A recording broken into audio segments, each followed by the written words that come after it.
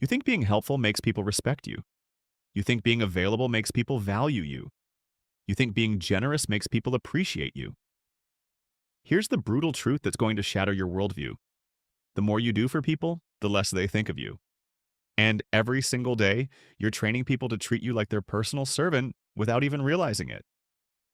There are 5 specific things you're probably doing right now that are destroying your self-respect, killing your boundaries, and turning you into everyone's favorite doormat. These aren't just bad habits. These are psychological patterns that signal to everyone around you that your time, energy, and dignity are worthless. But here's what's going to blow your mind. The ancient Stoics figured this out 2,000 years ago.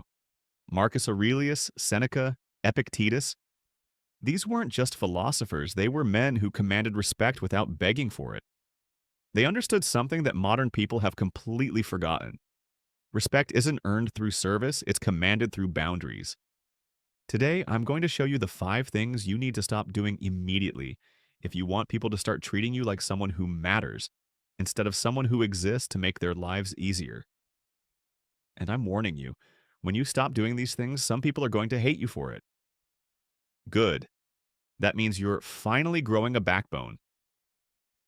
The first thing you need to stop doing is explaining yourself to people who didn't ask for an explanation. Every time you justify your decisions, defend your choices, or provide a dissertation about why you can't do something, you're basically announcing to the world that you don't believe you have the right to make your own decisions. Listen to yourself next time someone asks you for something you don't want to do. Instead of just saying no, you probably launch into a detailed explanation. Well, I would love to help, but I have this thing, and then there's this other situation, and I'm really sorry, but maybe next time. Stop. Just stop. You sound like you're asking permission to have your own life. Here's what happens when you over-explain. You give people ammunition to argue with your decision. Every reason you provide becomes a problem they can solve, an obstacle they can remove, or a weakness they can exploit. Oh, you're busy with work? This will only take 5 minutes. You're tired. Come on, don't be lazy. You have plans? Cancel them. This is important. Marcus Aurelius wrote, "You have power over your mind, not outside events." But every time you explain yourself to people who don't respect your autonomy, you're giving them power over your decisions. You're teaching them that your no is actually a maybe if they can just find the right argument. Strong people don't explain their boundaries, they enforce them. When you stop justifying your decisions, people stop questioning them. Your no becomes final instead of the opening statement in a negotiation you never wanted to have. The second thing you need to stop doing is being everyone's free therapist. You know what I'm talking about. You're the person everyone calls when they need to vent, complain, or dump their emotional baggage. And you sit there listening to the same problems over and over again, offering advice that they never take, becoming a human trash can for other people's negativity. Here's the brutal truth. Most people don't want solutions to their problems. They want an audience for their drama. They don't call you because you give great advice.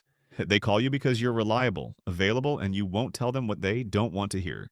You've become their emotional support animal, not their friend. But here's what's really happening to your mental health. Every time you absorb someone else's negativity, you're contaminating your own mindset. You start your day feeling good, then after 3 phone calls from people complaining about their lives, you feel drained, frustrated, and pessimistic. Their problems become your problems, their stress becomes your stress, their chaos becomes your chaos. Seneca understood this perfectly. He wrote, "Every new beginning comes from some other beginning's end." But you can't begin to build your own mental strength if you're constantly carrying other people's emotional weight. You can't focus on your own growth if you're always managing other people's breakdowns. The solution is simple but brutal. Stop being available for every emotional crisis. When someone starts dumping their problems on you, redirect them. That sounds tough. What are you going to do about it? Don't offer solutions, don't absorb their emotions, don't become their unpaid therapist. The third thing you need to stop doing is lending money and doing favors for people who never return the gesture. You know these people. They're always broke when the bill comes, always need help moving, always have emergencies that require your time or money. But when you need something, they're suddenly busy, broke, or have convenient amnesia about all the times you helped them. Here's what you're actually doing when you keep helping people who don't help you back. You're training them to see you as a resource, not a person. You're teaching them that your time has no value, your money has no worth, and your generosity has no limits. You've become their personal ATM and unpaid assistant. But here's the psychology behind why this destroys your relationships. When you give without receiving, you create an imbalanced dynamic where they feel entitled to your help and you feel resentful about their selfishness. They start expecting your generosity instead of appreciating it. You start feeling used instead of valued. The relationship becomes transactional, but only in one direction. Epictetus, who was literally a slave before becoming a philosopher, understood this better than anyone. He taught that you can't control other people's actions, but you can control your responses. When you keep giving to people who only take, you're choosing to be enslaved by their selfishness. The Stoic approach is reciprocity-based generosity. Help people who help others. Lend money to people who pay it back.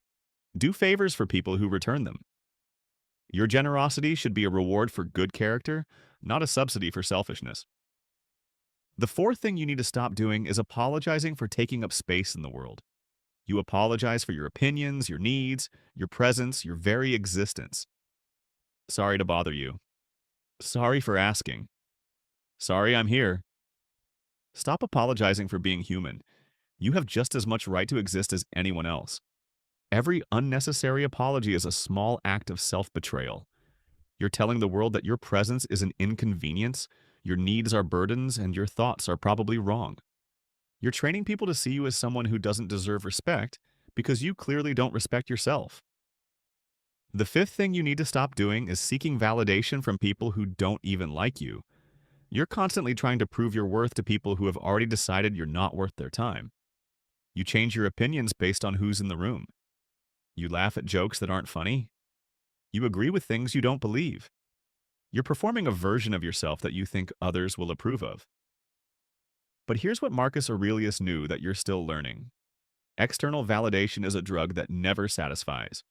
The more you seek approval from others, the less you approve of yourself. The more you try to be liked by everyone, the less you like who you're becoming. You become addicted to other people's opinions while losing touch with your own values. Stoics don't apologize for existing, and they don't need permission to have opinions. They know their worth isn't determined by popular vote. When you stop seeking external validation, you start developing internal strength. When you stop apologizing for being yourself, people start respecting who you actually are. Here's what's going to happen when you stop doing these 5 things. At first, people are going to be confused and probably angry.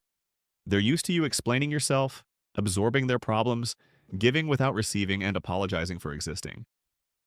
When you suddenly start acting like someone who values themselves, they're going to push back hard. Some people will call you selfish for having boundaries. Others will say you've changed, that you're not the same person. They're right, you're not the same person. You're no longer their emotional support system, their free bank, their unpaid therapist, or their validation dispenser. You're finally becoming someone who respects themselves enough to demand respect from others. But here's the beautiful part. The people who truly care about you will respect your boundaries. They'll appreciate that you're no longer a pushover. They'll value your time more because it's no longer unlimited. They'll treasure your help because it's no longer guaranteed. Your relationships will become healthier because they'll finally be balanced. The Stoics understood that self-respect isn't selfish. It's essential. You can't give what you don't have. If you don't respect yourself, you can't teach others to respect you. If you don't value your time, no one else will. If you don't protect your energy, everyone will drain it. Marcus Aurelius wrote, "How much trouble he avoids who does not look to see what his neighbor says or does." Stop worrying about what others think of your boundaries. Stop explaining your decisions to people who don't respect them anyway. Stop being everyone's solution and start being your own priority. If you're ready to stop being everyone's doormat and start commanding the respect you deserve, subscribe to this channel.